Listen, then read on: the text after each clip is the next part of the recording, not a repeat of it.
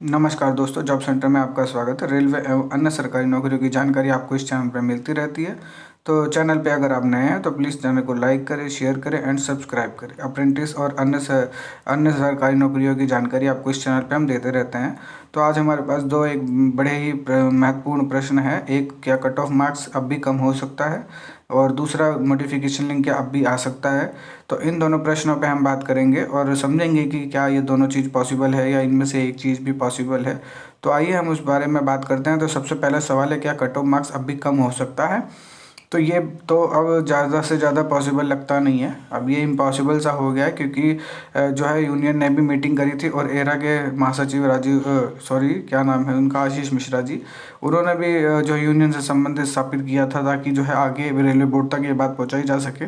तो बोर्ड तक बात पहुंचाई गई तो बोर्ड ने क्लियर मना कर दिया है, और बहुत ही ज़्यादा जो है हमारे लिए निराशाजनक ये खबर है कि मिनिमम मार्क्स को वो कम करने में किसी भी तरीके से राज़ी नहीं है। बोर्ड कहता है कि जो है आपको 1/3 देने के बाद, 2/3 देने के बाद भी आपको सिर्फ 30 या 40 मार्क्स को लेकर आने थे, आप वो भी नहीं ला पाए। तो जो है हम इससे कम नहीं कर सकते हैं, हम औरों के साथ भेदभाव नहीं कर सकते हैं। तो ये बात समझ में आई है कि जो है कि कट ऑफ मार्क्स तो बिल्कुल भी कम करने के मूड में नहीं है, तो ये पॉसिबल नहीं है। और सेकंड जो है, अब मॉडिफिकेशन लिंक की बात करें तो कि क्या वो अब आ सकता है। तो रेलवे इस समय तेज़ी में आ चुका है। तेज़ी में आने का कारण आपको भी पता है कि भर्ती बहुत ही ज़्यादा डिले हो चुकी है, और आगे उनको अगस्त के बाद या अगस्त के बाद कभी भी नई भर्ती निकालने का मौका मिलेगा, और नई भर्ती वो निकालेंगे तो उनको जल्दी से ये भर्ती को पूरा भी करना है और उसके बाद नई भर्ती भी निकालना है। तो ये सरकार से भी दबाव है, क्योंकि इलेक्शन का टाइम है, अगले अप्रैल में इलेक्शन है। तो ऐसा तो नहीं है कि 6 महीने पहले तक तो सब बंद हो जाता है। 6 महीने भी नहीं तो अगर माने तो जनवरी लास्ट होता है, कि जनवरी के बाद वो कोई भी नोटिफिकेशन को जारी नहीं कर सकते हैं। उससे पहले अगर जारी जो हो गया वो सब माना जाता है। तो कहने का मतलब ये है कि अगस्त के बाद और जनवरी से पहले आपकी नोटिफिकेशन नई भर्तियों की आ सकती है। रेलवे ग्रुप डी 50,000 से प्लस वैकेंसी आएगी, मिनिमम 50,000 तो आएगी। तो आप भी समझिए अगस्त तक तो ये ज्वाइनिंग ही कराएंगे, क्योंकि अभी जनवरी बीत चुकी है, फरवरी आने वाला है। आने वाला है क्या, कल से फरवरी स्टार्ट हो ही जाएगा। तो फरवरी जो है स्टार्ट हो जाएगा, और फरवरी में जो है ज़्यादा से ज़्यादा लोगों के डीवी होंगे, फिर मेडिकल होगा, उसके बाद उनका पैनल आएगा 15-20 दिन के बाद। यानी कि करते करते ये अप्रैल, लगभग सबकी ज्वाइनिंग कराने में अप्रैल मई तक का टाइम लग जाएगा। तो उसके बाद बचता ही कितना, 2 महीने नोटिफिकेशन के लिए बचता है। तो रेलवे इसीलिए जो है जल्दी जल्दी काम कर रहा है, और जल्दी जल्दी काम करने में आपको भी पता है कि जब इत्मीनान होता है आदमी को, तो आदमी कोई चीज़ों को सोचता है, बच्चों के भले के बारे में सोचता है। लेकिन जब आपके पास समय ही नहीं है तो आप सोचेंगे कि जो मेरे हाथ में काम है उसको पहले करूं। तो मॉडिफिकेशन लिंक की यही बात है कि मॉडिफिकेशन लिंक भी बहुत ही ज़्यादा मुश्किल लग रहा है कि ये आ सकता है या नहीं। लेकिन हाँ, आपके ऊपर है, बच्चे चाहे तो क्या ना करवा ले। जब बच्चे 2019 की भर्ती में जो है आईटीआई को हटवा के 10वीं पास करवा सकते हैं, तो कुछ भी करवा सकते हैं। लेकिन उनकी संख्या ज़्यादा थी, मैसिव प्रोटेस्ट किया था उन्होंने, और अभी अप्रेंटिस की संख्या उतनी नहीं है, और अप्रेंटिस भी बटे हुए हैं। और अप्रेंटिस की बात करें तो सबसे बड़ी एक मुख्य बात है जो एरा के महासचिव ने भी बोली थी, और ये हमारी AIRF NFIR यूनियन के लोग भी बोलते हैं कि जो 20% और विदाउट फिजिकल के आपको नौकरी दी जा रही है, उसके बारे में आप बहुत ही ज़्यादा गंभीरता से सोचिए। क्योंकि आपको पता है कि कोर्ट जाने का फ़ायदा नहीं है कोई भी, और कोर्ट से आपको कुछ हासिल नहीं हो सकता है। ये एक तरीके का समझौता है 20% रिजर्वेशन देने का, और ये बहुत ही अच्छे तरीके से दिया भी जा रहा है। तो आप समझ सकते हैं कि 20% रिजर्वेशन जो है बहुत ही अच्छा है, और हमारे लिए तो समझो कि ये बहुत ही ज़्यादा अच्छा है। लेकिन अब आगे जो है ये कंपटीशन बढ़ता जा रहा है, क्योंकि अब सरकार जो है वो वैकेंसी टाइम टू टाइम नहीं निकालती। अगर टाइम टू टाइम वैकेंसी निकाले तो बहुत ही अच्छा है, लेकिन टाइम टू टाइम वैकेंसी निकलती नहीं है, जिस वजह से छात्रों का एक समूह इकट्ठा होता जा रहा है। और जो पुराने छात्र हैं वो इकट्ठा हो रहे हैं, नए छात्र वो इकट्ठा हो रहे हैं, और नए छात्रों से पुराने छात्रों की अपेक्षा जो है वो थोड़े वीक होते हैं। पुराने छात्र उतनी स्ट्रांगली फाइट नहीं कर पाएंगे जितने स्ट्रांगली नए छात्र फाइट कर लेते हैं। तो आप समझ सकते हैं कि इसमें सरकार की सारी गलती रेलवे बोर्ड से नहीं। रेलवे बोर्ड से आपको जो मिल सकता था वो बेस्ट मिला है।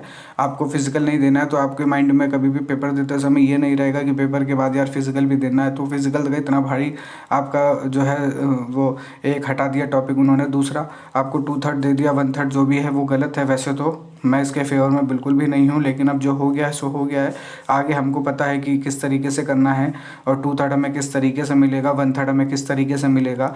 तो हम इस पर भी अभी सेपरेट आपके वीडियो बनाएंगे और बताएंगे कि आपको कितने मार्क्स लाने होंगे और CBT में, या कैसे कैसे करना होगा फ्यूचर की भर्तियों में।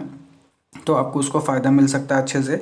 तो उसके बारे में हम बाद में बात करेंगे। अभी हम ये बात कर रहे थे कि कोर्ट केस आपको बिल्कुल भी नहीं जाना है। कोर्ट केस एक तो लंबे चलते हैं, कोई भी वकील आपसे ये नहीं कहेगा, किसी भी मैटर का केस हो, वो ये नहीं कहेगा कि हम केस नहीं जीतेंगे, वो यही कहेगा कि हम जीतेंगे, हमारे पास वैलिड प्रूफ है, हम सब कुछ है। और लोगों ने पहले एक आवाज़ उठाई थी और हमारे चैनल ने भी सपोर्ट किया था और हमने भी सपोर्ट किया था, लेकिन वो बात वहीं तक ख़त्म हो गई। क्यों ख़त्म हो गई? क्योंकि जब किसी चीज़ को लंबा खींचा जाता है तो हम समझ जाते हैं कि वो चीज़ पॉसिबल नहीं है। अगर वो होना होता तो वहीं हो जाता, जब हाई कोर्ट में करा गया था, तो हाई कोर्ट में भी नहीं हो पाया दिल्ली में।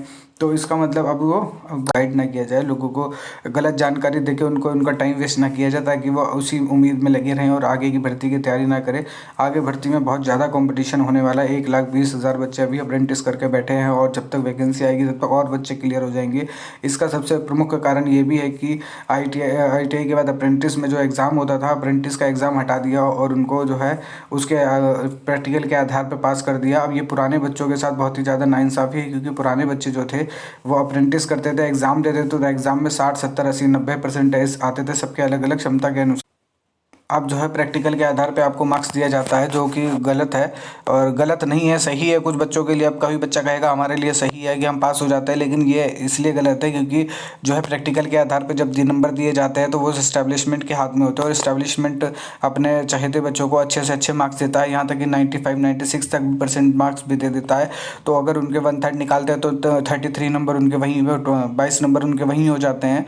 तो आप इस्टेब्लिशमेंट के हाथ में होते हैं तो उनको जो है मार्क्स वहीं पे मिल जाते हैं। जब अब 96 तक मार्क्स मिल जाते हैं, 96 से अगर हम 1/3 करते हैं तो 3 दूनी 3 तियानो 3 दूनी 6, लगभग 32 नंबर उसको वहीं से मिल जाते हैं। अगर वो जनरल का नहीं है, SC ST OBC है, तो वो पास तो विदाउट 0 मार्क्स भी लाएगा तो भी पास हो जाएगा, क्योंकि आप सोचिए उसके 32 मार्क्स है।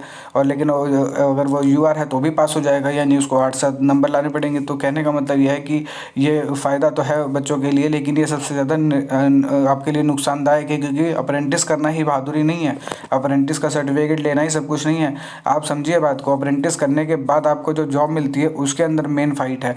अगर उसमें आपके वो बच्चे सेलेक्ट हो जाते हैं जिन्होंने ज़्यादा मेहनत नहीं करी है, मेहनत सबने करी है, नौकरी सबको मिलनी चाहिए, लेकिन आप सोचिए पुराने बच्चों के साथ तो गलत हो जाता है ना। तो हर तरीके से पुराना बच्चा जो है सरकार की गलत पॉलिसी का शिकार बनता है। सरकार निर्णय लेती है ये सब, ये रेलवे बोर्ड निर्णय नहीं लेता, ये सरकार उस पर दबाव बनाती है, तो रेलवे बोर्ड उसको इम्प्लीमेंट करता है। तो कहने का मतलब यह है कि इसका सबसे एक आसान सॉल्यूशन है कि जो है हर साल भर्ती निकाली जाए, ताकि हर साल जो बच्चे पुराने हैं नए हैं वो सब फाइट करें और अपना जो लायक है वो अपना निकल जाएगा। तो कहने का मतलब है कोर्ट केस आपको बिल्कुल भी नहीं करना है, और जो कोर्ट केस के लिए बोलते हैं उनका साथ नहीं देना है, कोई पैसा नहीं देना है किसी को। और सबसे अच्छी बात है कि आप जो है अपने यूनियन पे भरोसा रखिए और अपनी आवाज़ रेलवे बोर्ड तक पहुंचाते रहिए, ट्विटर के माध्यम से, यूनियन के माध्यम से। यूनियन आपका बुरा नहीं करेगी, अभी तक नहीं किया है। हाँ, कोई चीज़ समय लग सकता है, लेकिन अभी जो मिला है उसके लिए आप आगे तैयारी करिए। और दूसरी बात है, हमने उस दिन भी बात करी थी कि हमारे 2-3 टॉपिक थे, तो मॉडिफिकेशन लिंक का भी था उसमें, तो उसको तो अगर हो जाता है तो अच्छा है। हम आवाज़ अभी भी उठाते रहेंगे, आखिरी तक उठाते रहेंगे, लेकिन आपको सबसे पहले न्यू वैकेंसी की मांग करनी है। न्यू वैकेंसी के बाद आपको जो है उसमें एग्ज़ाम कैलेंडर, यानी रेलवे का SSC की तरह एग्ज़ाम कैलेंडर है, जिसमें NTPC, SSC और इन सब के लिए जो है आराम से हर पूरे साल का शेड्यूल दिया हो। तीसरा जो है आपकी ग्रुप C में ग्रुप D को शामिल कर लिया गया है। तो ग्रुप C की वैकेंसी यानी टेक्नीशियन की वैकेंसी, जिसकी क्वालिफिकेशन योग्यता सारी ग्रुप D की है। और अब ग्रुप D में भी ITI और 10वीं या 10 ITI या NSE को मैंडेटरी कर दिया गया है। तो जो है टेक्नीशियन में भी ऐसा ही है, तो आपको टेक्नीशियन में भी 20% का रिजर्वेशन दे, ताकि जब 20 यहाँ पे और 20 वहाँ ग्रुप D में, तो जो दोनों के दोनों मिला के 40% आएंगे, तो हमारे जो 1,20,000 की भीड़ है उसमें से बहुत सारे बच्चे छटेंगे और बहुत सारे सेलेक्ट हो जाएंगे। तो कहने का मतलब यह है कि हमारे को अब आगे 3 मांग प्रमुख रखनी है, उसके बारे में हम सेपरेट वीडियो बना के आपको उसके फ़ायदे और नुकसान बताएंगे। तो ये बात की बात है, लेकिन हमारी इसमें ये टॉपिक था कि आपको सबसे पहले कोर्ट केस के मामले में किसी का साथ नहीं देना है, ना कोर्ट केस के मामले में की गलतफहमी आपको अपने दिमाग में पालनी है। आपको जो मिला है सर्वोत्तम मिला है, आप उसको तैयारी करिए। हाँ, उसको इम्प्लीमेंट जो किया है वो गलत तरीके से किया है, वो आपके साथ धोखा हुआ है, आपको गलत मिसगाइड किया रेलवे बोर्ड ने। उनको 2/3 1/3 करना था, तो वो आपको बताते, तो आप उसके हिसाब से तैयारी करते, इसमें आपकी कोई भी गलती नहीं है। लेकिन अब आगे जो है आपको जो है अपने हिसाब से जो रेलवे बोर्ड चाहता है उस हिसाब को समझते हुए आगे तैयारी करनी है। तो आपको कैसे करनी है उसके लिए भी हम सेपरेट वीडियो लाएंगे। अभी फ़िलहाल हम बात कर रहे थे कि क्या कट ऑफ मार्क्स भी अब भी कम हो सकता है, तो ये बिल्कुल भी पॉसिबल नहीं है, ये आप भूल जाइए। दूसरा, मॉडिफिकेशन लिंक आप भी आ सकता है, तो इसके बारे में आप कोशिश करते पढ़ते रहिए, कोशिश करने से कोई दिक्कत नहीं है, लेकिन कोर्ट केस का ये मैटर आप भूल जाइए। आप इसको ट्विटर के माध्यम से, यूनियन के माध्यम से बात पहुँचाते रहिए। वैसे तो ये पॉसिबल नहीं लग रहा है, लेकिन फिर भी कोशिश करने में कुछ नहीं जा रहा है। अगर कोशिश से हमारा मॉडिफिकेशन ये एक्टिव हो जाता है तो हमको भविष्य में जो है बहुत ही अच्छा होगा कि हमारी भर्तियाँ जो हैं पूरी भर जाएंगी। अभी किसी किसी जोन में जो है भर्तियाँ पूरी फिल भी हो रही हैं। तो कहने का मतलब है कि हमारी भर्तियाँ फुल होनी चाहिए और हमसे होनी चाहिए, बस हमारी यही मांग है। इसको आप समझाइए, आगे समझा सकते हैं तो हम भी समझाएंगे। अगर काम बनता है तो अच्छी बात है, नहीं बनता है तो कोई बात नहीं, लेकिन हमें कोर्ट केस के रास्ते पे बिल्कुल भी नहीं जाना है। आगे अगस्त के बाद कभी भी भर्ती, अगस्त से जनवरी के बीच में भर्ती आनी ही आनी है। 50,000 प्लस आनी है। तो 50,000 अगर वैकेंसी आती है 20% के हिसाब से 10,000 वैकेंसी आपकी है, लेकिन 1,20,000 कंपटीशन है आपका। तो आप समझ सकते हैं कि आपको मेहनत आज से ही करनी है, अभी से ही करनी है, लग जाना है। और अपना मॉडिफिकेशन लिंक के बारे में भी आपको जो है अपना काम करते रहना है। दोनों तरफ करिए, आप मॉडिफिकेशन लिंक का काम करिए, आप अपनी पढ़ाई भी कंटिन्यू करिए। और जो है हमने बता दिया है कि इनमें से एक चीज़ तो पॉसिबल ही नहीं है, तो इसको भूल जाइए। ये थोड़ा थोड़ा पॉसिबल है, तो इसकी कोशिश करते रहिए।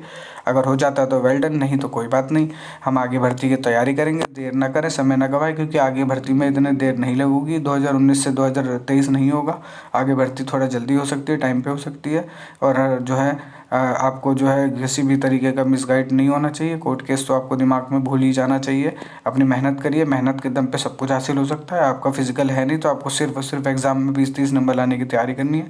हम आगे आपको ये भी बताएंगे कि आप किस तरीके से पढ़ेंगे, तो कौन सी बुक फॉलो करेंगे तो आपको हेल्प होगी, क्योंकि आपको जो है ज़्यादा कंटेंट नहीं पढ़ना है, सिर्फ इम्पोर्टेंट कंटेंट पढ़ना है। और फर्स्ट ऑफ ऑल यूट्यूब के भरोसे नहीं रहना है, यूट्यूब से पढ़ाई नहीं करनी है बिल्कुल भी, आपको बुक से पढ़ना है।